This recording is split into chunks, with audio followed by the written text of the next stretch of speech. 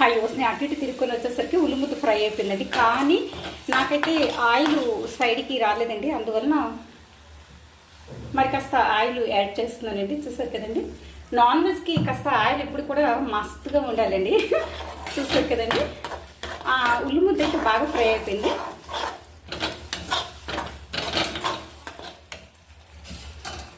ఇప్పుడు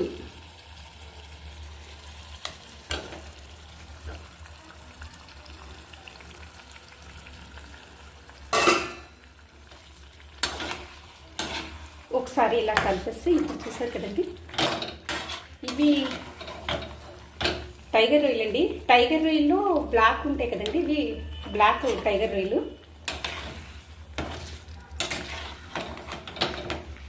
ఇదిగోండి, వీటికి బుర్రలు తీయకూడదంటండి, కానీ నాకు తెలియక నేను తీసి పడేసాను, కాస్త తెలియకేనండి.